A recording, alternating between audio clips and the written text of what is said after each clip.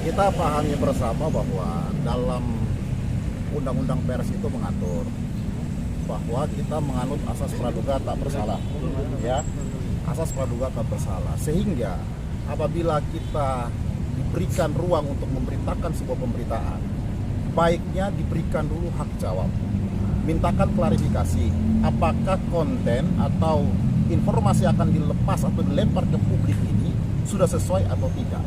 Selama ini yang menjadi keberatan kami adalah klien kami tidak pernah diberikan ruang hak jawab untuk mengklarifikasi berita yang akan disampaikan kepada publik. Kalau tadi pertanyaannya apa kerugian imaterialnya, kita tahu bersama bahwa klien kami ini adalah public figure. Hari ini kalau bertanya apa kabar mereka hari ini, kabar mereka baik-baik saja. Bapak Mardika dan Ibu Cita Rahayu mereka bahagia, mereka harmonis, keluarga mereka itu baik, keluarga mereka itu ada dalam situasi yang betul-betul kondisi yang sangat kondusif. Waktu itu pemberitaan yang diberitakan bahwa seolah-olah Mbak Cita ini adalah pihak ketiga yang masuk dalam keluarga untuk merusak sebagai pelakor. Nah tentu sebagai public figure merusak kontraknya, merusak kerjasamanya dan kemitraan dan pihak-pihak yang lain. Inilah yang kemudian membuat kami sebagai pihak yang diberikan kuasa, kami melihat bahwa terpenuhi unsur-unsurnya. Begitu.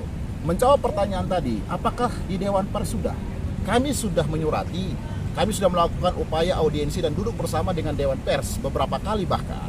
Hanya saja Dewan Pers sendiri menilai bahwa dalam konteks kasus ini dia tidak bisa menjatuhkan vonis atau sanksi etik. Sebab ini sudah masuk pada ranah pidana dan sangat murni dan masuk unsurnya terhadap undang-undang penyiaran itu sendiri. Begitu.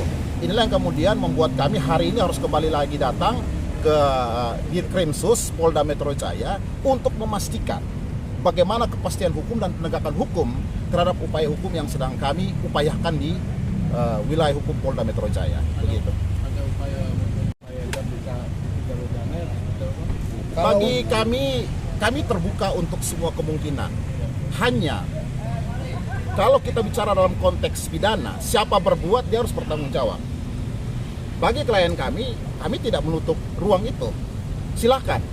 Hanya saja bagi terduga pelaku yang sudah menyiarkan, mempublikasi, bahkan sudah mencahit pasal-pasal pemberitaan yang tidak pernah dikonfirmasikan kebenarannya. Ini sangat merugikan. Kami minta pertanggungjawaban juga secara hukum. Kalau kemudian mereka menginginkan agar kita bisa duduk bersama dalam rangka untuk mengupayakan restoratif justice atau apapun bentuk perdamaian, mari kita duduk. Hanya saja tidak bisa kemudian melepaskan tanggung jawab mereka dari perbuatan melawan hukum yang kami duga mereka lakukan. Berarti setelah berita itu tayang itu memiliki beberapa catatan, ya, sehingga kami tadi kategorikan bahwa ada kerugian material maupun imaterial, bahwa kemudian ada beberapa kontrak dari klien kami yang kemudian batal oleh karena adanya pemberitaan yang miring, bahkan kami duga adalah pemberitaan bohong yang merugikan dia secara pribadi.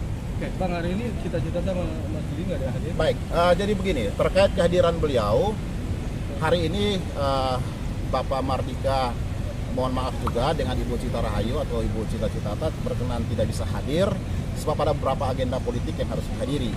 Karena kebetulan beliau juga aktif di partai politik sebagai wasekjen di sana, sehingga harus menghadiri beberapa pertemuan-pertemuan penting begitu. Bang, tapi